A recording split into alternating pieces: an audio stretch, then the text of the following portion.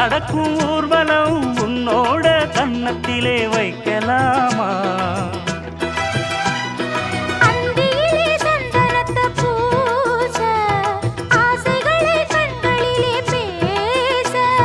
சேலையிலே நீ விசிறி வீச காலையிலே பார்த்த கண்ணு கூச என்ன சுகமோ எப்ப வருமோ என்னென்ன பண்ணுதையா